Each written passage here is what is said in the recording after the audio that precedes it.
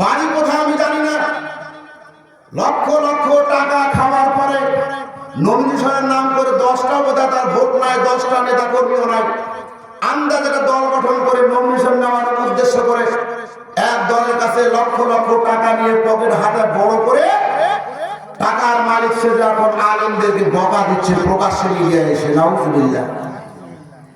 আমি মনে করি যারা দায়িত্বে আছেন বাংলাদেশের, এই মুহূর্তে আপনার দায়িত্ব এই তারেককে আমতারেককে ধরে মামলা দেওয়ার দরকার নাই।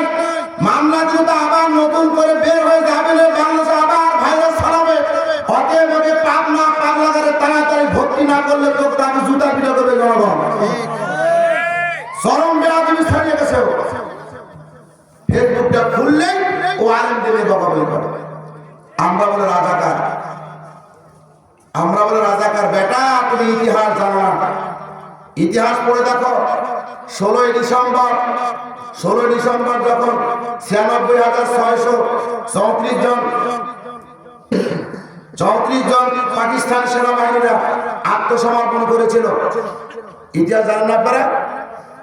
96,634 জন সৈন্যবাহিনী যখন আত্মসমর্পণ করেছিল ঢাকা এক্সপোর্টে, যেটাকে এখন সওয়ার্ড উদ্যান বলা হয়, এইখানে বাংলাদেশের লোক যখন একটাও ছিল না, ভারতীয় যখন কাগজে সিগনেচার করে বাংলাদেশের সব কিছু নিয়ে গেল, এই বাংলাদেশের মানুষ তখন কোথায় ছিল? কথা বলে না আপনারা, জানেন না? তাই ইতিহাস জানেন না আপনারা, হুদাই চিল্লাচ্ছেন আলেমরা কি এই করেছে সেই করেছে। আলেমরা কি করছে প্রতিষ্ঠিত হয়ে যাবে। একটু মনোযোগ সহকারে শুনুন এই কথাটা। কিয়ামতের ময়দানে ছিন্নি বিন্যাস করা হবে না, 72টা 73টা কাতারে পরিণত হয়ে যাবে মানুষগুলো। দয়া করে কেউ কথা বলবেন না, চুপ করে কথাগুলো শুনুন। আমি কোরআন থেকে বলছি। فَأَمَّا مَنْ أُوتِيَ كِتَابَهُ بِيَمِينِهِ فَيَقُولُ هَاؤُمُ اقْرَءُوا كِتَابِيَهْ।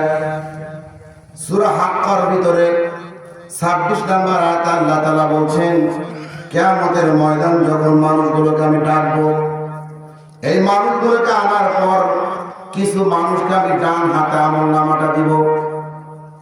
অনেকেই বলুন হুজুর আমরা সব তো জানি, আমার মনে হয় আপনি এই তথ্যগুলো জানেন না। কেন বলতে চাচ্ছি, এক শ্রেণীর মানুষকে ডান হাতে আমলনামা দেবে আর বলা হবে ইকরা কিতাবাকা কাফা বিনাফসিকা ইয়াওমা আলাইকা হাসিবা। পড় তোর কিতাবটা কি কি করেছিস। ডান হাতে যারা আমলনামা পাবে সে জান্নাত চলে যাবে। মানুষকে দেখাবে, বলবে দেখ দেখ আমার আমলনামা কত সুন্দর, আমি নামাজ পড়েছি, ভালো কাজ করেছি, তাফসীর মাহফিল শুনেছি, আলেমদের সঙ্গ দিয়েছি, আলেমের পক্ষে ছিলাম, কোরআনের পক্ষে ছিলাম, ধর্মের পক্ষে ছিলাম, আল্লাহর আইন প্রতিষ্ঠাতার পক্ষে ছিলাম। এই দেখ আমার আমলনামা কত সুন্দর, হাসিতে খুশিতে আত্মহারা হয়ে যাবে। সুবহানাল্লাহ। সিস্টেমটা অপর পৃষ্ঠা দেখেন। وَأَمَّا مَنْ أُوتِيَ كِتَابَهُ بِشِمَالِهِ। এখানে বিয়ামিনি না দিয়ে আবার শিমালি দিলেন, কঠিন শব্দ আল্লাহ বসালেন। এই কারণে বসালেন, আমরা জানি একবার মানুষ ডান হাতে আমলনামা পাবে, মানুষের কাছে বলবে আমি কত সুন্দর আমলনামা পেয়েছি, ডান হাতে খুশিতে আত্মহারা হয়ে যাবে। অপর পৃষ্ঠা আল্লাহ শিমালি বসাই দিয়ে বাম হাতে দেবেন। আমরা জানি ডান হাতের মতো বাম হাতেও আমলনামা দেবে, এটা জানি না? এবার জানি না? না না, এটা ভুল। কোরআনের তাফসীর আপনি হাক্কার তাফসীরটা পড়বেন, 26 থেকে 25 পর্যন্ত আয়াতগুলো তাফসীর পড়েন। মুফাসসির তাফসীর মুনির আপনি পাবেন এই কথাগুলো। বাম হাতে যখন দেওয়া হবে আমলনামাটা এইভাবে দেওয়া হবে না, সোজা অবস্থায় দেওয়া হবে না। একটু ভালো করে কান খাড়া করবেন, নতুন করে তাফসীর শুনে যান। ডান হাতের মতো কিতাব আপনাকে বাম হাতে দেওয়া হবে না রে ভাই। এই বাম হাতে দিতে গেলে আপনাকে বুক বরাবর ফাঁক করা হবে, ফুটা করা হবে। আস্তাগফিরুল্লাহ। আপনার বুক বরাবর খাল গর্ত করে পিছন দিকে হাতটা বের করে ফেরেশতারা টান দেবে।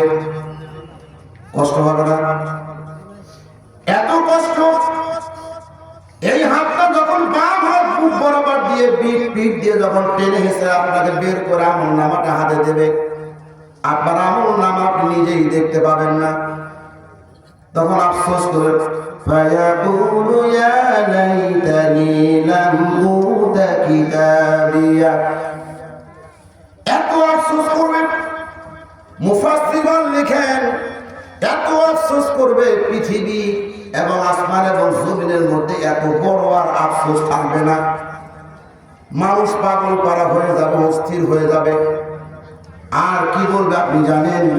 ওয়ালাম আদরি মা হিসাবিয়া ইয়া লাইতাহা কানাতিল কাদিয়া, যদি আমার হিসাবটা না হতো, মৃত্যু পর্যন্ত যদি আমার জীবনটা শেষ হয়ে যেত, তাহলে আজকে এই পরিস্থিতি আমাকে দাঁড়াতে হতো না, কষ্ট আমাকে সহ্য করতে হতো না, বাম হাতে আমল নামাটাও পেতাম না। আপনি কথাগুলো শুনতেছেন, বাম হাতে আমল নামা পাবেন, পিছন দিক যখন দেওয়া হবে বুক বরাবর ফাড়াইয়া পিছনে দেওয়া হবে। ইয়া লাইতানি কখন আল্লাহ ব্যবহার করেন শক্ত জায়গায়, এমন একটা জায়গায় ইয়া লাইতানি আফসোস করতে থাকবে, এমন বড় আফসোস করবে। মুফাসসিরগণ লেখেন পৃথিবীতে এত বড় আফসোস আর দুনিয়াতে কোনোদিন করে নাই। মানুষের দিকে তাকায় থাকবে, হাত চোখে, কেউ সমর্থন করবে না, কেউ পাশে এসে দাঁড়াবে না, আপনার নেতাও কেউ দাঁড়াবে না। যাদের পিছনে ঘুর করেছেন, যার পিছনে জীবন দিলেন, জীবন যৌবন স্বপ্ন দিলেন, তারা নাফসি নাফসি করবে। বাম হাতে আমল নামাটা পাওয়ার পরে আফসোস করতে থাকবে। এরপর কি বলবে? আওনা আন্নি মালিয়া হালাকা আন্নি সুলতানিয়া, এগুলো সবগুলো সূরা হাক্কার ভিতরে পাবেন। আল্লাহ বলেন এই লোকগুলো তিন নম্বর বাইরে কথা বলে, ভাই তো লজ্জা করা উচিত। এখানে মাহফিল দেওয়া হয়েছে তোকে ওয়াজ শোনার জন্য, বেয়াদব কোথাকার, একবার চুপ থাকবি, কথা বলবি না। ফাজলামি জায়গা না এটা, রাত বাদ এখন 12টা, কথা বলতেছে আমি, আপনি তো কেন কথা বলবেন? এখন শেষ সময় আমি আসছি, আমার কথা চলবে, ঠিক না বেরিয়ে? এখানে অন্য কারো কথা চলবে না। ফাজলামের জায়গা আছে, ভালো না লাগে বাবা তুই বাসা গিয়ে ঘুমাও, তো মাহফিল নষ্ট করিস না। মা আউনা আন্নি মালিয়া, আমাদের সম্পদ ছিল, মাল ছিল।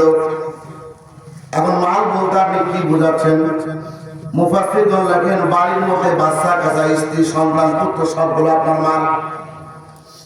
টাকা পয়সা অর্জন করলেন, কোটি কোটি টাকার মালিক হলেন, কত টাকা আপনি ব্যাংকে জমা করলেন, ছেলে সন্তান রেখে গেলেন, স্ত্রীকে মহব্বত করলেন, ভালোবাসলেন, যে স্ত্রী আপনার কাজে আসবে না, কেউ কাজে আসবে না, আপনার কাছ থেকে পালায়ন করবে, আফসোস করতে করতে পাগল পারা হয়ে যাবে। শেষ পর্যন্ত সমস্ত মানুষগুলো আল্লাহর দরবারে এবার আরজ করে, ক্বালু রাব্বানা মান আমাদানা সুনাতাইনি ওয়া আহইয়াইতানা সুনাতাইন ফা'আতারাফনা বিজুনুবিনা ফাহাল ইলা খুরুজিন মিন সাবিল।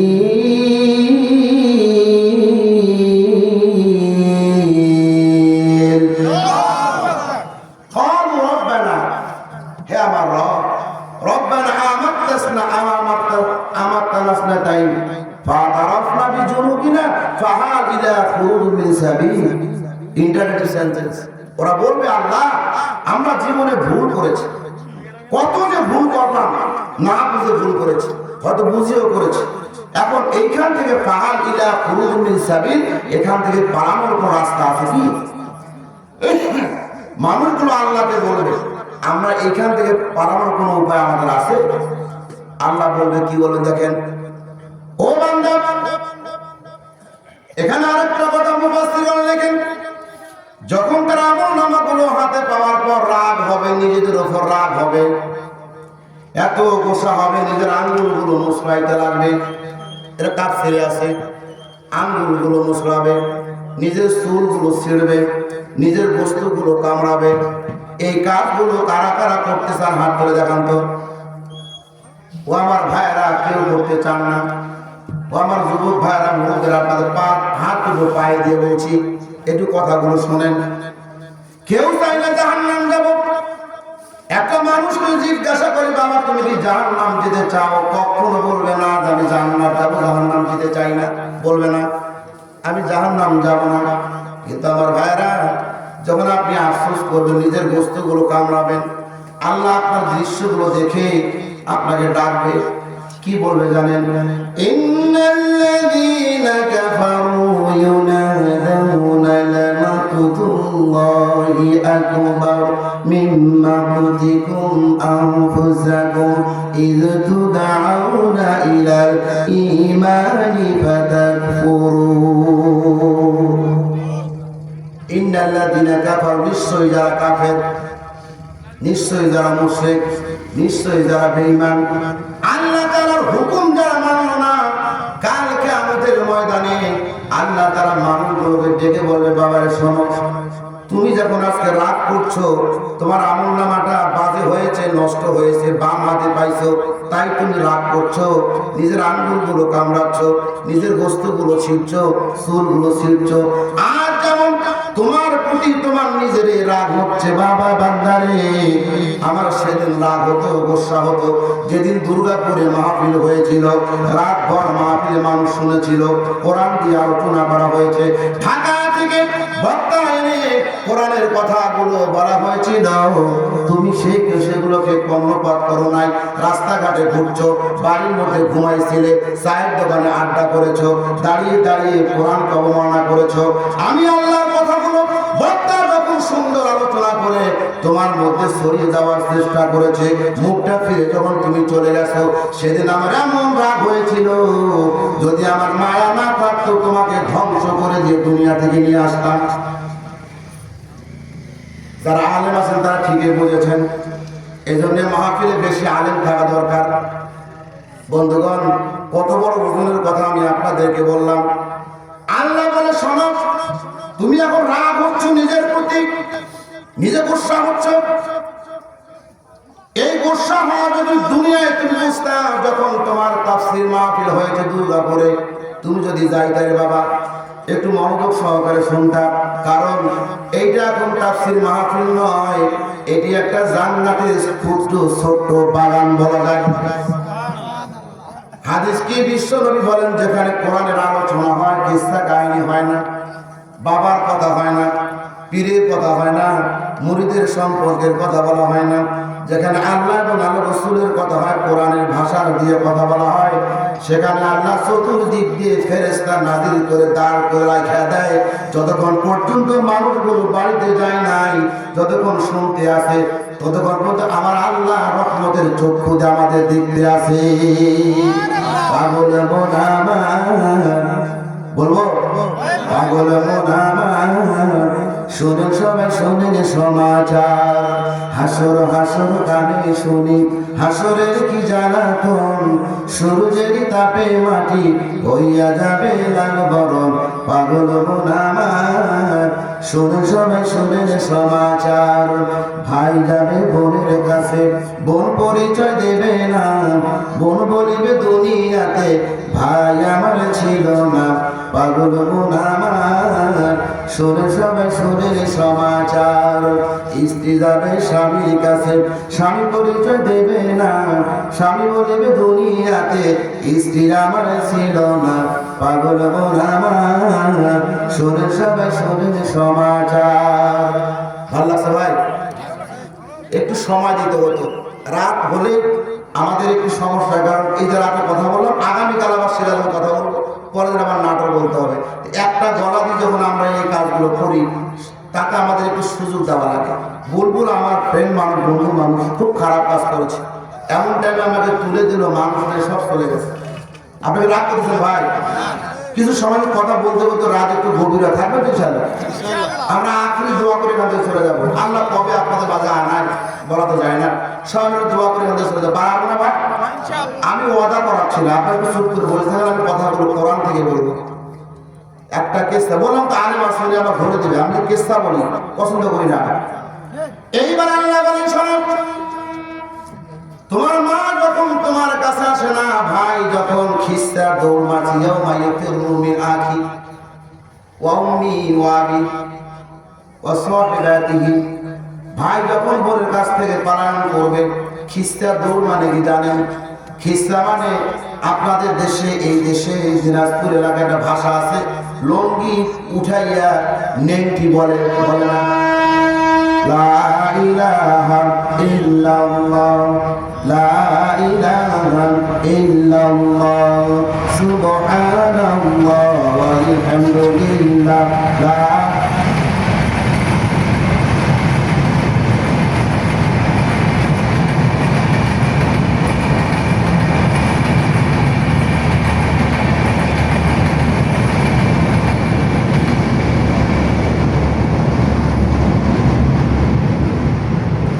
আল্লাহ বলে যখন তোমার ভাই তোমার কাছ থেকে পালায়ন করলো, মা যখন পালায়ন করছে, এখন আমি ছাড়া তো তোমার কোনো রব নাই। কি ভাই ঠিক না? ও বন্ধু, দুনিয়া যেমন প্রত্যেকটা মানুষকে আপনি বন্ধু বানাচ্ছেন, এমন একজন মানুষকে বন্ধু বানাচ্ছেন, একজন মানুষের কথা শুনে আপনি যা ইচ্ছা তাই করছেন। আল্লাহ শেষ পর্যন্ত বলবে, যা মা তো তোকে সময় দিল না, বোন দিল না, ভাই দিল না, এখন তো যদি এমন কোন মানুষ একটা নিয়ে আয় যার সঙ্গে তো সম্পর্ক ছিল, তো ভালো মানুষগুলো তার ওসিলা করে আমি তোকে মাফ করে দিব। ওসিলা খুঁজবে না, ওসিলা ছোট্ট ওসিলা পেলে আল্লাহ আপনি মাফ করে দেবে। কিন্তু দুর্ভাগ্য কি জানেন, আমাদের সেই ওসিলারও থাকবে না। থাকবে কেমন না সেটা বলছি। এইবার মানুষগুলো, দুর্গাপুরের মানুষগুলো তার নেতার কাছে যাবে, এই তাফসীর আপনি কথাগুলো পাবেন। তারা তার নেতার কাছে গিয়ে বলবে, নেতা আপনি আমাকে বলেছিলেন ওর বাড়িতে আগুন লাগিয়েছি, বলেছিলেন আপনি রাত 2টার সময় ঘেরাও করে ডিবি পুলিশ নিয়ে গিয়ে ধরাই দিবা, আমি ধরাই দিয়েছি, দেয় না, দেয় না। এরপরে বলবে নেতা জবাই করতে বলেছিলেন, জবাই করেছি। 5 জানুয়ারি নির্বাচনে আপনাদের ব্রিজের ওই পাশে ভবের বাজার রেল লাইনের মাঝখানে গোলাগুলি করে নিজে পুলিশের কাছ থেকে রাইফেল কেড়ে নিয়ে মানুষকে গুলি করেছে, কি করে না? কথা বলে না, বলেন সবাই। আর সবাই না বললে তো অনেকে আবার রাস্তা আটকায় বলে ধরে দিবে বসান, বলবে তুমি এই কথা বলার দরকারটা কি ছিল? এইবার বলবেন তোমার নেতা তুমি বলেছিলে গুলি করে মারা, আমি মেরেছিলাম, যা বলেছিলাম আমি তাই করেছি। আপনি বলেছিলেন নমিনেশনের নামে 138 ঘন্টা অনশন করার জন্য আমি করেছিলাম প্রেস ক্লাবের সামনে, কথা বলে না? মনে হয় জানেন না। আম তারেক নাম শুনেছেন? ও জানেন এরা আম তারেকের নাম জানেন না? আর সব না খালি খাচ্ছে। এই জন্য তো বলি আল্লাহ আপনার কেন তুমি আমার দুনিয়াটা ঘুরে দেখো, আমি অস্বীকারীদের পরিণতি কি করেছি, এটা দেখে দেখে আমাদের শিক্ষা অর্জন করতে হয়। আলহামদুলিল্লাহ আমি অন্তত বাংলাদেশের অনেক জেলা গিয়েছি, অনেক জেলায় মানুষের ক্যাটাগরি দেখেছি, মানুষ কিভাবে চলছে, কিভাবে খাচ্ছে, এক এক জায়গায় এক এক ভাষা, বাংলা ভাষায় শিখে কিন্তু কথা কেউ বোঝে কেউ বোঝে না। আপনি পাবনায় যাবেন, এখান থেকে পাবনা বেশি দূরে না, আপনি গিয়ে দেখেন আপনার ভাষার লাগে মিলবে না। সুবহানাল্লাহ, কি বিভীষিকাম একটা দেশ আমাদের, ছোট্ট একটা ভূখণ্ড, এই ভূখণ্ডের প্রতি এত ভাষা। চিটাগাং যাবেন, চিটাগাং সিলেটের ভাষা মিলে না। কিরা আসছে আমি যাইনি তো বাবা, কেন আসছ? আপনি কি বুঝলেন? আপনি কুষ্টিয়া যাবেন, এরা এই ভাই বলছে, পাবনা যাবেন আর এক ভাষা বলছে, দিনাজপুরের ভাষা আর এক ভাষা। এই জন্য আমাদের নাম আছে কিনা কিনা, অথচ মফিজ মানে দুলাভাই, বুঝলেন না? মফিজ মানে আবার দুলাভাই, কথায় কথায় কথা নিয়ে আসছে। আমার ভাইরা, এই দাম তার বাড়ি কোথায় আমি জানি না, লক্ষ লক্ষ টাকা খাওয়ার পরে নমিনেশনের নাম করে 10টা সর্বদাতার ভোট নাই, 10টা নেতা কর্মীও নাই।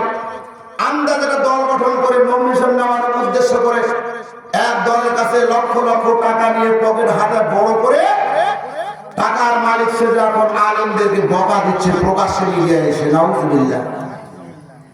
আমি মনে করি যারা দায়িত্বে আছেন বাংলাদেশের, এই মুহূর্তে আপনার দায়িত্ব এই তারেককে আমতারেককে ধরে মামলা দেওয়ার দরকার নাই। মামলা দিলে তো আবার নতুন করে বের হয়ে যাবে, বাংলাদেশে আবার ভাইরাস ছড়াবে। অতএব পাবনা পাগলাগারে তাড়াতাড়ি ভর্তি না করলে তো তাকে জুতা পিটা করবে জনগণ। চরম বেয়াদবি ছড়িয়ে গেছে। ফেসবুকটা খুললেই ও আলেমদের বকাবকি করে। আমরা বলে রাজাকার, আমরা বলে রাজাকার। বেটা তুমি ইতিহাস জানো না, ইতিহাস পড়ে দেখো। 16ই ডিসেম্বর যখন 96,634 জন পাকিস্তান সেনাবাহিনীরা আত্মসমর্পণ করেছিল। ইতিহাস জানেন না আপনারা? 96,634 জন সৈন্যবাহিনী যখন আত্মসমর্পণ করেছিল ঢাকা এক্সপোর্টে, যেটাকে এখন সরোয়ার্দী উদ্যান বলা হয়, এইখানে বাংলাদেশের লোক যখন একটাও ছিল না, ভারতীয় যখন কাগজে সিগনেচার করে বাংলাদেশের সব কিছু নিয়ে গেল, এই বাংলাদেশের মানুষ তখন কোথায় ছিল? কথা বলে না আপনারা, জানেন না? তাই ইতিহাস জানেন না আপনারা, হুদাই চিল্লাচ্ছেন আলেমরা কি এই করেছে সেই করেছে। আলেমরা কি করছে? বেটা এদের তো আলেম ক্ষমতাই ছিল না, আলেমরা কি করবে?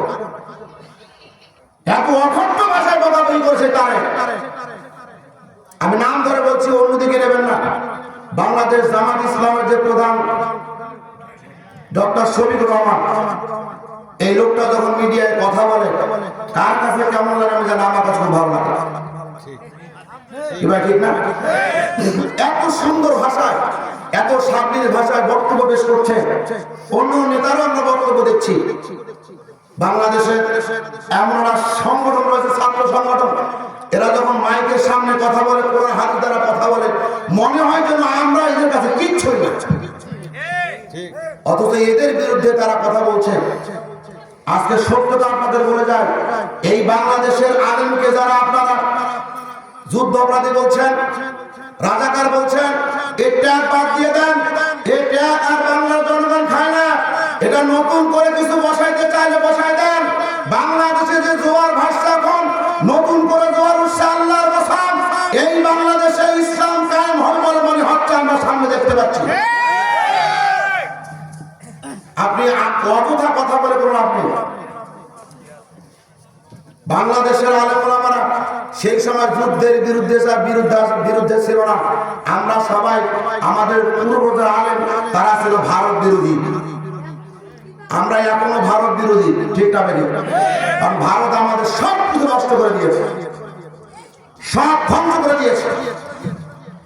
আমার মতো একটা ক্ষুদ্র মানুষ, দেখতে কালা, দাঁড়িয়ে একটু বাঁকা, মাথা চুল একটু কাছে একটু বাঁকা, এই লোকটা পুরো ছাড়ে নাই। আমাকে জেলখানে 3 দিন রিমান্ডে নিয়েছিল। আমি কি চুরি করি বেটা? এদেশের আলেম ওলামাকে চুরি করেছিল। ধরার পরে হাত পড়া পিছন থেকে খুব কষ্ট লাগে। এই ভিডিওগুলো দেখলে বাংলাদেশের প্রখ্যাত আলেম আল্লামা মামুনুল হক অনেকে ছিলেন, নাম আপনারা জানেন। এই লোকটা মতাদর্শ অন্য হতে পারে, কিন্তু তিনি একজন আলেম, ঠিক না? কথা বলেন, ঠিক না? তিনি একজন আলেম। এই লোকটাকে কতবার রিমান্ডে নির্যাতন করেছে। আর এদেশের নর্তকীরা যখন ধরা পড়লো, তাদেরকে জেলখানা থেকে যখন কোর্টে উঠা হলো, তার মাথার বেনি হাতে মেহেদি দিয়ে উঠাইয়া চমৎকার ভাবে তাকে উপস্থাপন করে এদেশের নানা বিচারক, উলামা বিচারক। এই বিচার করতে গিয়ে নর্তকীদের টাকায় রায় দিয়ে জামিন দিয়ে দেয়, আলেম জামিন পায় না। আর এখন তোমরা আলেমদের নামে বিভিন্ন কথা ট্যাগ লাগাও, লাভ নেই, কোনো লাভ নাই। জোয়ার যখন উঠেছে, আমি সমুদ্র সৈকতে ঘুরতে গেলাম, সেখানে গিয়ে দেখেছি সেকেন্ডের মধ্যে এক জায়গায় দাঁড়িয়ে আছি, পুলিশ মাইক দিয়ে বলছে বাবারা তাড়াতাড়ি সরে যাও, এখন জোয়ার ভাটা উঠবে। এই জোয়ার আমি সরে গেলাম, সরে যাওয়ার পর সেকেন্ডের মধ্যে জোয়ার ভাটা পানিয়ে পূর্ণ হয়ে গেল। করেন কে? করেন কে? মুসলমান জমানা কে করে? আল্লাহ করে এই জোয়ারও কিন্তু আজকে আল্লাহর পক্ষ থেকে আসছে। ওয়া মুরিদু আন্নামুন্না আলাল্লাযিনা, সূরা কাসাসের ভিতরে আপনি পাবেন। ওখানে আল্লাহ বলছে আমার ইচ্ছে হচ্ছে, আমার ইচ্ছে কার ইচ্ছে? কার ইচ্ছে ভাই? আল্লাহ বলছে আমার ইচ্ছে হয় যাদেরকে হীনবল করে রাখা হচ্ছে, যাদেরকে নির্যাতন করা হচ্ছে, যাদেরকে অপমান করা হচ্ছে, যাদেরকে সমাজের চোখে মানুষের চোখে খারাপ বানানো হচ্ছে, আমার ইচ্ছে হয় তাদের হাতে রাষ্ট্র ক্ষমতা দিয়ে দিব। কি হুজুর ভুল বললাম? আল্লাহ কসম বলছি, আল্লাহর ইচ্ছা। আমার মনে হয় শুধু কথা নয়, আয়াতের 6 নম্বর আয়াতের শেষের অংশে আল্লাহ বলছে আমি যেমন ফেরাউনকে দেখাই দিব, হামানকে দেখাই দিব, মুসাকে আমি ক্ষমতা দিবই। যেহেতু ফেরাউন আর হামান আমার মুসাকে সাগর পাড়ি দেওয়াইছে, নির্যাতন করেছে, অকথ্য ভাষায় গালিগালাজ করেছে, আমার ইচ্ছা হয়েছে মুসাকে ক্ষমতা দিয়ে ফেরাউন আর হামানকে আমি দেখাবো। দেখায় নাই? দেখায় নাই? আল্লাহ দেখিয়েছে। আমার মনে হয় আজ এই জালেমকে, এই বাংলাদেশের নির্যাতিত মুসলমানদের সেই পৃষ্ঠপোষকতা বেঈমান নারী আজ ভারতে পালিয়ে আছে, জীবিত আল্লাহ এই জন্য রেখে দিয়েছে। আমার মনে হয় এই দুইটা যা আনাসুল্লাহি ওয়াল ফাত ওয়া আইতান নাস ইয়াদখুলু ফি দিল্লাহি আফওয়াজা ফাসাব্বিহ বিহামদি রাব্বিকা ওয়াস্তাগফির ইন্নাহু কানা তাওয়াবা। আমার মনে হয় সময়টা এসে গেছে। ওনবে আপনি দেখতে পাবেন জুলুম চলছে, নির্যাতন চলছে, আপনি মন খারাপ করছেন কেন? আমার যখন ইচ্ছা হবে আপনাকে যারা নির্যাতন করছে, আপনার যারা বেভাষা কথা বলা বলছে, মানুষের কাছে 2 নাম্বার করছে, আমি ইচ্ছা করি আপনাকে দায়িত্ব দিয়ে এদেরকে ধ্বংস করে দিব। সময় কিন্তু এসে গেছে। মুসলমান চোখ খোলা রাখতে হবে, কান খোলা রাখতে হবে, মুখের ভাষা সংযত রাখতে হবে, কথা হিসাব করে বলতে হবে, পথ চলতে হবে, আস্তে ধীরে পথ চলার জন্য সামনে যেতে হবে। আল্লাহর কসম এই বাংলার জমিনে আপনার সহযোগিতায়, আপনার ইচ্ছায়, আল্লাহর ইচ্ছায় এই বাংলার জমিনে আর বেশি দূরে নয়, অল্প কিছুদিনের মধ্যেই এই কোরআন রাজ কায়েম হবে ইনশাআল্লাহ।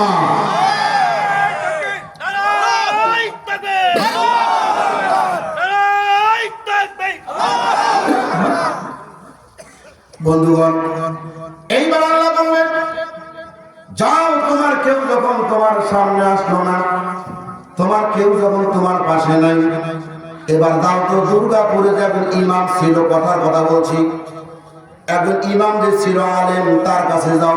তোমাদের সম্পর্ক ভালো থাকে, অন্তত ওই আলেমের ওসিলা করে আমি তোমাকে মাফ করে দিব। আলেমের মর্যাদা আছে না নাই? যে মানুষ বলে মোল্লার দৌড় মসজিদ পর্যন্ত, কথাকে ঠিক বলে? এটা ভুল কথা ভাই। আলেমের দৌড়, মোল্লার দৌড় মসজিদ পর্যন্ত হলে কাল কিয়ামতের ময়দানে আলেমের জন্য আল্লাহ আপনাকে খুঁজতে পাঠাবে, যা কোনো আলেমের সঙ্গে সম্পর্ক ছিল কিনা। এইবার আল্লাহ তাআলা সমস্ত কিছু সাইড করে মানুষকে বলবে এখন আর তোমাদের বাঁচার উপায় নাই। এবার মানুষগুলো বলবে আল্লাহ আর একবার দুনিয়াতে আপনি আমাদের পাঠায় দেন, একবার এবার আপনি আমাদের পাঠায় দেন, আমরা তো নিজে মানবই, যারা মানে না তাদেরকে বাইরে হলো জুতাতে পিটায় হলো আপনার আইনটা আমরা মানাবো। আল্লাহ আল্লাহ সম্ভব নয়, এখন আর সম্ভব নয়, তোমার সময় শেষ। ফেরেশতাদেরকে এবার ডাকবে।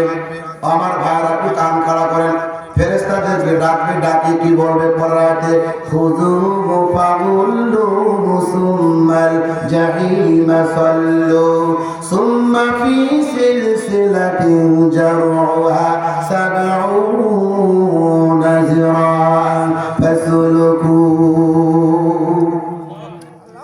আল্লাহ বলে ফেরেশতা কি দেখছো? এদিকে আসো, ওকে ধর। জিরাআন 60 হাত শিকল লাগাও, বেড়ি লাগাও। কয় হাত বললাম ভাই? 60 হাত। জিরাআন 60 হাত। খুযুহু তাকে ধর, ফাগুল্লু পাকড়াও করো। সুম্মাল জাহিমা সাল্লু সুম্মা ফি সিলসিলাতিন জারউহা। ফেরেশতা ধর ওকে, 60 হাত বেড়ি লাগাও। আচ্ছা আপনারাই বলেন তো, একটা মানুষকে পেশা থেকে 60 হাত বেড়ি লাগে, শিকল লাগে। আপনি 7 হাত বেড়ি নিয়ে আসেন, শিকল নেন, একটা মানুষকে পেছানো কোনটা পারি না। কিন্তু উল্টা দেখেন সিস্টেমগুলো আল্লাহ মানুষকে কিভাবে বুঝাইছে দেখুন। এইবার আল্লাহ বলে শোনো, বেড়িগুলা কিভাবে লাগানো হবে? পায়ের সাথে পেঁচাইতে পেঁচাইতে পেঁচাইতে উপর দিকে উঠানো হবে, একেবারে কপাল পর্যন্ত উঠানো হবে। বন্ধুরা, আমি মিথ্যা কথা বলছি না। তাফসীরটা খুলবেন, কোরআনের আয়াতগুলো খুলবেন, সূরা হাক্কা 25 থেকে নিচের আয়াতগুলো অর্থগুলো আপনি পড়েন, আপনি আমার কথাগুলো ওখানে পাবেন। এইবার আল্লাহ বলছে ধর, এইবার পেঁচাইতে পেঁচাইতে পা দুটো উপর দিক করাবে, মাথাটা নিচ দিক করাবে, এই মুখ দিয়ে আপনাকে আল্লাহ হাঁটাবে, হাঁটাইতে হাঁটাইতে মানুষের সামনে নাকি দিয়ে খত দিয়ে আপনাকে দেখানো হবে। এইবারে বাবাজি বলবেন, আপনি তো ভালো মানুষ ছিলেন, আপনি আমাদের এলাকায় গিয়ে মাহফিল করেছেন, কত সুন্দর বয়ান করেছেন, কত সুন্দর কোরআন থেকে আলোচনা করেছিলেন, আজকে আপনার এই পরিচিতি কেন? আমি বলবো বাবাজি, আমি বলেছিলাম কিন্তু আমি মানি নাই। এরকম মানুষ আছে না নাই? যে মানুষ জানে, যে মানুষ বোঝে কিন্তু মানে না, এর শাস্তিটা আরো বেশি হবে। যে মানুষ মানুষ দেখানো ইবাদত করে, যে মানুষ মানুষ দেখানো পড়াশোনা করে ইবাদত করে, আল্লাহকে সন্তুষ্ট করার জন্য নয়, কিয়ামতের ময়দানে তার নারী ভুঁড়িগুলো বাইর করা হবে। ওই বাইর করে যেমন তেলের গাছ ঘুরে তেল মারে গরু ঘোরে, ওই রকম মানুষটাকে ঘোরানো হবে। বন্ধুগণ, এবার বেরিয়ে যখন হাঁটানো হবে, আবার ফেরেশতাদেরকে বলা হবে, وسيق الذين اتقوا ربهم إلى جهنم زمرا حتى إذا جاءوها فتحت أبوابها। আবওয়াব মানে হলো দরজা, দরজাগুলো খুলে দাও। আল্লাহ আদেশ করবে, দরজাগুলো খুলে দাও। জাহান্নামের দরজাগুলো খুলে দেওয়া হবে, হাঁকাইয়া হাঁকাইয়া আপনাকে জাহান্নামে নিয়ে যাওয়া হবে। বনী ইসরাঈল গোত্রের ভিতরে আমার বিশ্ব নবী সমস্ত সাহাবীদেরকে নিয়ে মসজিদে নববীতে বসে গল্প করছিল। হঠাৎ করে বনী ইসরাঈল গোত্রের লোকের কথা মনে পড়লো। সাহাবীদেরকে বললো, হে সাহাবীরা শোনো, আজকে আমি এমন একটা মানুষের নাম তোমাদেরকে বলবো, কি বলবেন বলেন? বনী ইসরাঈল গোত্রের লোক, আল্লাহ তাআলা তাকে ফয়সালা দিয়েছেন, যা তোমার জাহান্নামে তুমি চলে যাও। জাহান্নামের দিকে যাইতে থাকবে, যাবে আবার বারবার আল্লাহর দিকে তাকায় থাকে, যাবে আবার আল্লাহর দিকে তাকায়, যাচ্ছে আবার আল্লাহর দিকে তাকায়। ফেরেশতাদেরকে আল্লাহ বলে, ফেরেশতারা আমি তাকে জাহান্নাম দিলাম, ও কেন বারবার ফিরে তাকাচ্ছে? যাও তাকে জিজ্ঞাসা করো। এইবার লোকটার কাছে গিয়ে জিজ্ঞাসা করবে, ভাই তোমাকে আল্লাহ জাহান্নাম দিয়ে তুমি জাহান্নাম যাবা, বারবার পিছন দিকে তাকাচ্ছ কেন? এইবার লোকটা বলবে, বলছে আল্লাহ, ও আমার ফেরেশতা, ও আল্লাহর ফেরেশতারা শোনো, আমি দুনিয়াতে শুনে এসেছিলাম আল্লাহ নাকি বড় দয়ালু,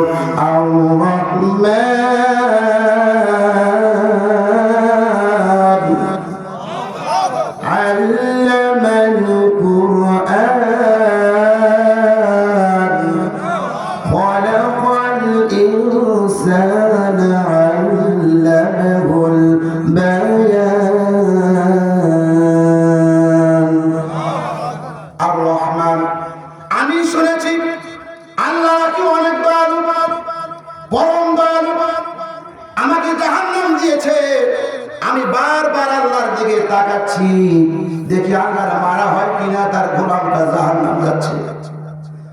আমাকে জাহান্নাম দিয়েছে, দেখি আমার আল্লাহ আমাকে মায়া করে কিনা, আমাকে ফিরে নেয় কিনা।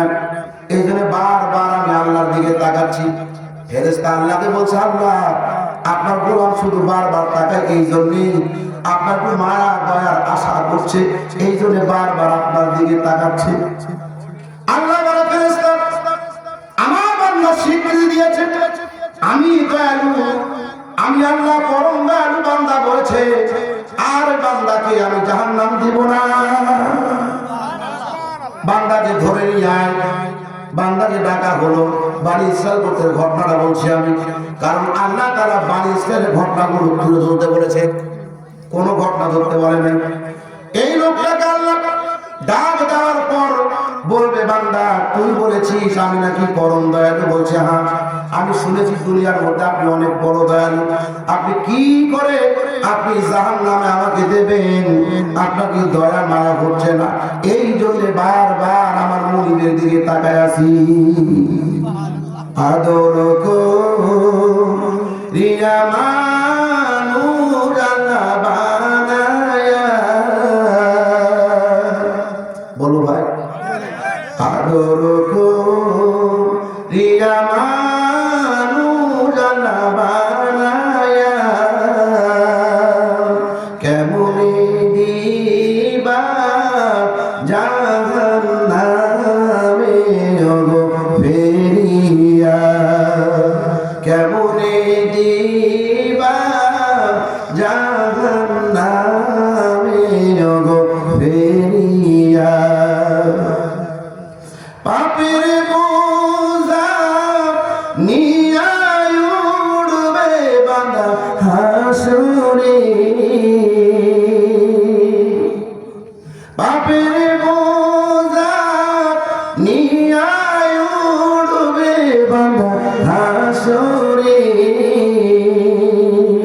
মাপনা পেলে পড়বে ঢোলে ওগো দোজখে মাপনা করলে পড়বে ঢোলে ওগো দোজখে আদর করিয়া মানুষানা বানায়া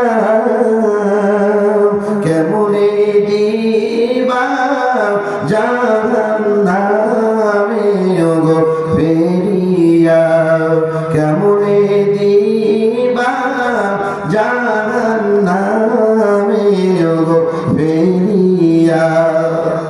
ভালো লাগতেছে? আমি তো এখন মেন আয়াতের তাফসীর পড়ি যাইনি, যা তারপরে জাহান্নামের ভয় দেখাচ্ছে। লা ইলাহা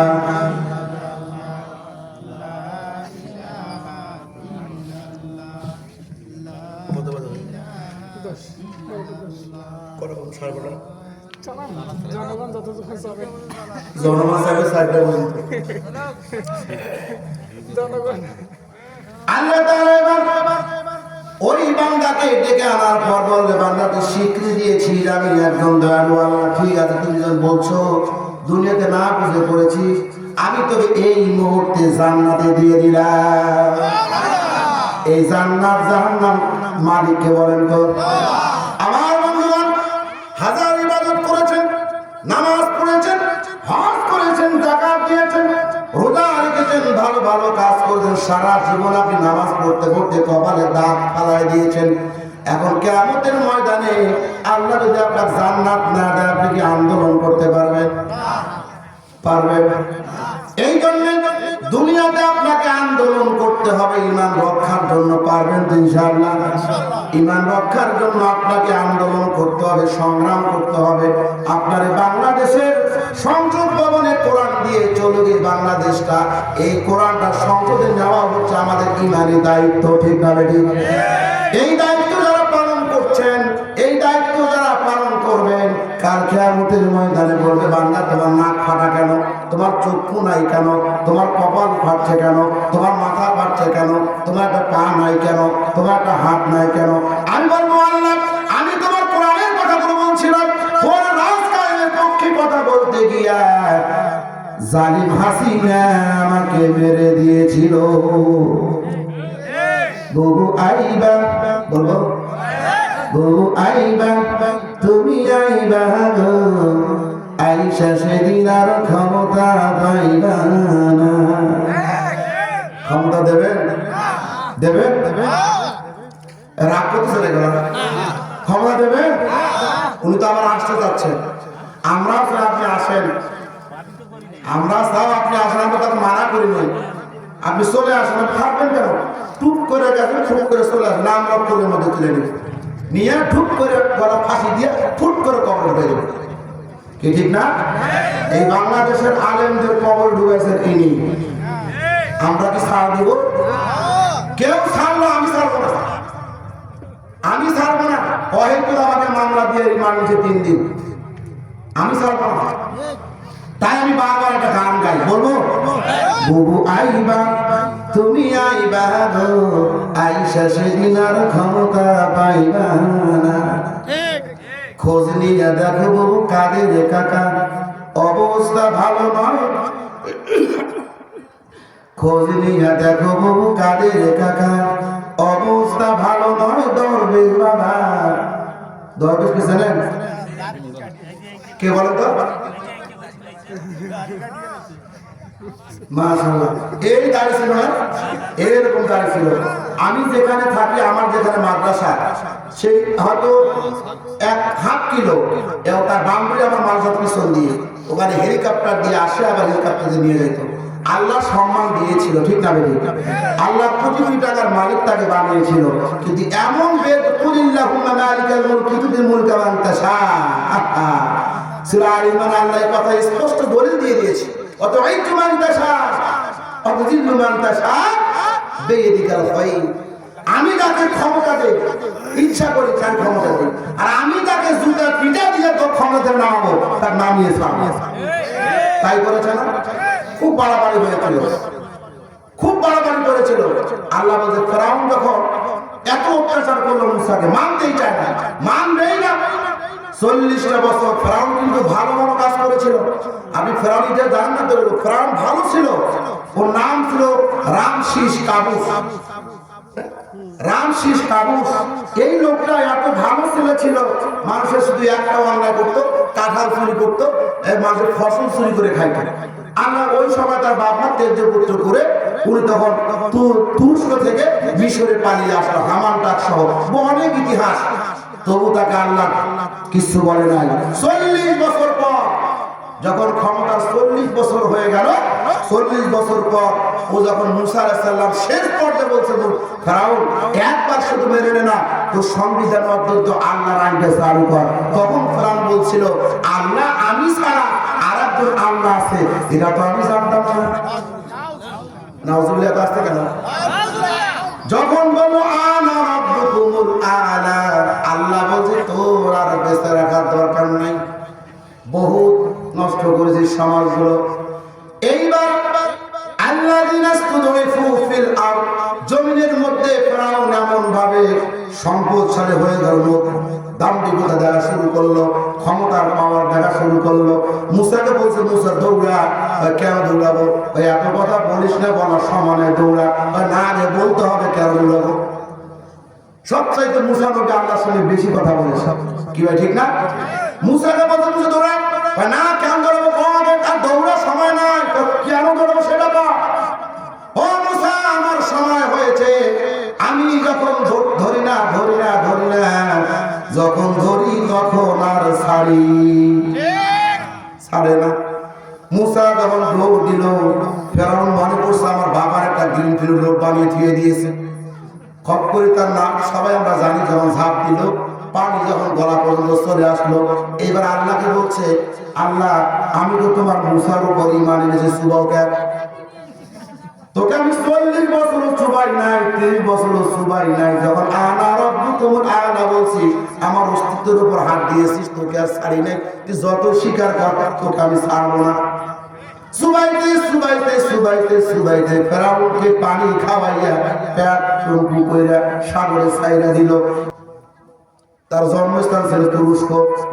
এই লোকটা যখন ওইখানে চলে গেল, তুরস্কে কি করে লোকটাকে জাদু করে নিয়ে আসবে? আল্লাহ বলছে ফেরাউনে সুবা ভাষা বলছে তো খালি সুবা হয় না, এমন ভাবে তোকে আমি রেখে দিব দুনিয়ার মানুষ তোকে দেখে দেখে শিক্ষা অর্জন করবে।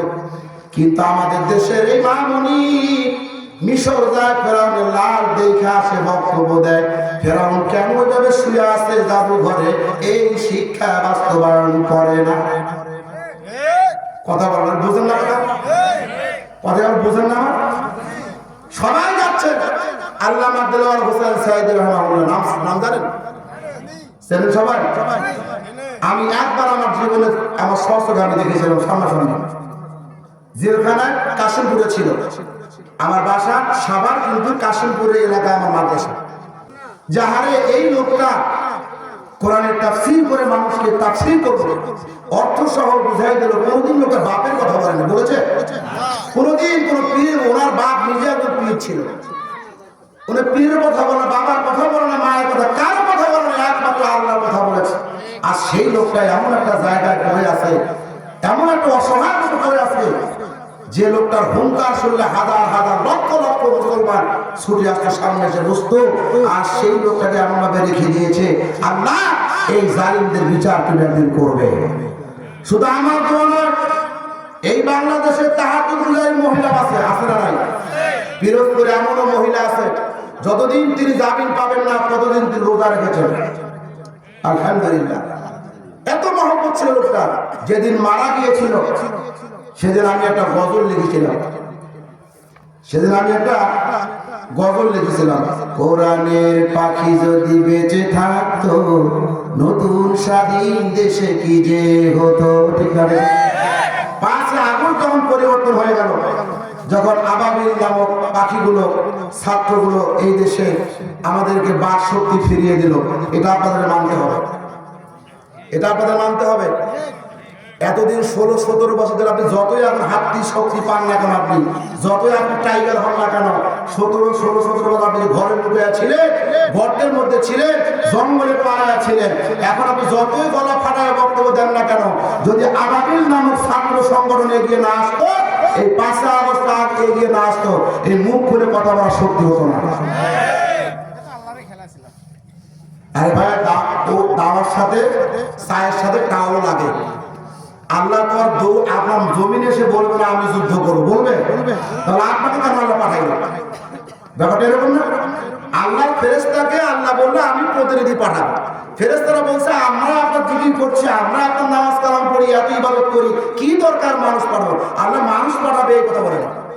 আল্লাহ বলছে আমি প্রতিনিধি পাঠাবো। ইন্নী জাইলুন ফিল আরদি খলিফা, আমি প্রতিনিধি পাঠাবো। তাহলে এরা কি করবে? ইল্লা লিয়াবুদুন, আমার ইবাদত করবে। এই ইবাদত মানে হচ্ছে দাঙ্গা হাঙ্গা করা, এটা নয়। আপনি জিহাদ করবেন লাঠি সরে, এটাও বলছি না। আপনি কোরআনের রাজ কায়েম করে আপনার আল্লাহর রাষ্ট্র, আল্লাহর খলক ওয়াল আমর, আল্লাহর রাষ্ট্র, আল্লাহর দ্বীন দিয়ে, আল্লাহর কোরআন দিয়ে চলবে, এইটা আল্লাহর ইচ্ছা, ঠিক না? এই জন্য আল্লাহ আপনাকে পাঠাইছে। এখন আপনাকে যারা করতে দিচ্ছে না, আল্লাহ তার সাথে যুদ্ধ করবে না, আপনার যুদ্ধ করতে হবে, আপনাকে আমার করতে হবে। এই জন্য বলছি।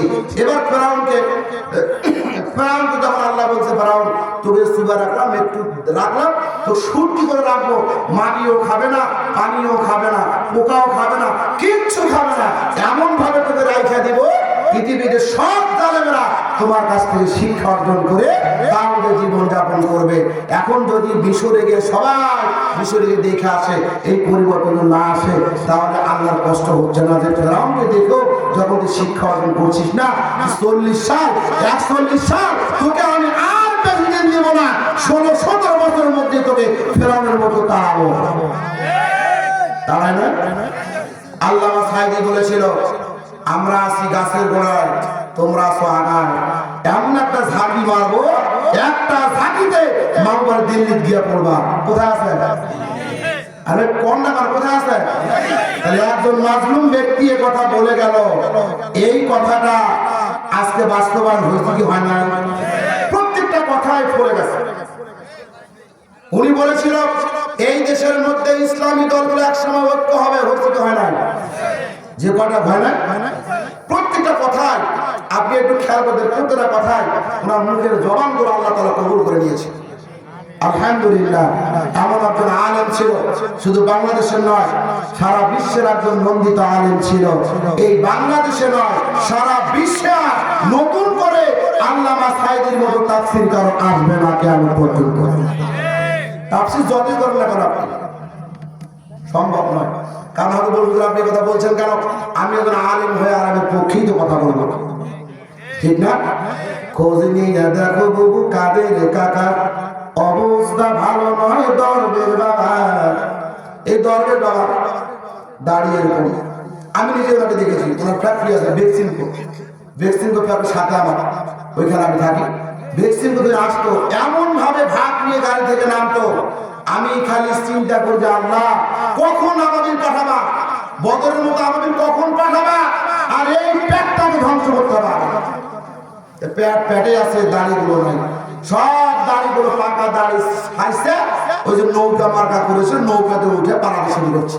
ছাত্র সমাজ বলছে হুজুর কই যান? বলছে আপনার দাড়ি কই? বাবারা দাড়ি তেমন রাখার সময় তুই বোঝো না, পালাইতে হচ্ছে। নারী না পুরুষ বোঝার বড় কষ্ট। দেখুন এখান থেকে আমাদের শিক্ষা নেওয়া উচিত। যারা এখন খারাপছেন, যারা এখন বিভিন্ন কথা বলছেন, আপনাদের অনুরোধ করি একটু শিক্ষা নেন, একটু শিক্ষা নেন। তাদের কি হয়েছিল, পূর্বপুরুষ কি হয়েছিল, বর্তমান কি হচ্ছে, আমাদের আগে কি হয়েছে, এখান থেকে শিক্ষা নিয়ে অন্তত বাংলাদেশে একবার কি সুযোগ দেওয়া যায় না, একবার কি সুযোগ পাওয়া যায় না? এই কোরআনটা অন্তত আমাদের স্লোগান একটাই, এই সংসদ ভবনে কোরআনটা যা। মুসলমান কারা কারা আছেন হাত তুলে আল্লাহকে দেখান, লিল্লাহি তাকবীর, লিল্লাহি তাকবীর। আল কোরআনের আলো, আল হাদিসের আলো। যারা আপনারা সবাই কাঁদছেন যেহেতু, আর এখানে কথা আমি বাড়লাম না। আমার লক্ষ্য হচ্ছে একটাই, আপনাদেরকে আমাদের সকলকে চেষ্টা করতে হবে এই কোরআনটা ঘরে রাখবো না, এই কোরআনটা আমরা কোথায় নিয়ে যাবো? বলেন সবাই কোথায়? সংসদে। এটা আমি আপনি চাইলে পারবো না, সকলকে চেষ্টা করতে হয়, প্রত্যেকটা মুসলমানের দায়িত্ব। আমি বিএনপি বুঝি না, আওয়ামী লীগ বুঝি না, জাতীয় পার্টি বুঝি না, জামাত বুঝি না, যারাই ক্ষমতা আসুক অন্তত আমাদের কোরআনটা যাতে এই সংসদ ভবন দিয়ে তেলাওয়াত শুরু করে তর্জমা অনুযায়ী একটু আইন পাস করা হয়, অন্তত দিনাজপুর মানুষগুলো যাতে ৫ ওয়াক্ত নামাজি হয়, সুদ মুক্ত সমাজ গঠন হয়, অর্থনৈতিকভাবে যাতে মানুষ চলতে পারে, সুদ থাকবে না, ঘুষ থাকবে না, ব্যভিচার থাকবে না। এই ভবের বাজার থেকে শুরু করে এই যশোর থেকে শুরু করে একবার আমবাড়ি পর্যন্ত রাত ১২টা ১টা নয় ৩টা নয় একটা নারী স্বর্ণ অলংকার করে আর রাত্রিকালীন চলাফেরা করবে, কেউ তাকে ডিস্টার্ব করবে না, এমন রাষ্ট্র আমরা চাই। এই রাষ্ট্র কায়েম হবে ইনশাআল্লাহ, হবে হবে হবে ইনশাআল্লাহ। আল্লাহ তো বলেছে ইযা জাআত নাসরুল্লাহি ওয়াল ফাত ওয়া রাআইতান নাসা ইয়াদখুলুনা ফি দীনিল্লাহি আফওয়াজা। হে নবী, এমন একটা সময় আপনি দেখবেন মানুষ দলে দলে দাখিল হচ্ছে ইসলামের দিকে, দলবদ্ধ হয়ে যাবে। ওরা সবাই একটা বাক্য মনে মনে আকাঙ্ক্ষা, ওরা ইসলামিক রাষ্ট্র কায়েম করবে, কোনো চিন্তা করবেন না। আমার মনে হয় এই সূরাটাই এখনই নাজিল হয়েছে, কি ঠিক না? আয়াতের সঙ্গে তো বাস্তবতা মিল হচ্ছে। আমরা এখন আল্লাহ তাআলা আমাদের সকলকে কোরআনের পক্ষে থাকার তৌফিক দান করে বলছে আমিন।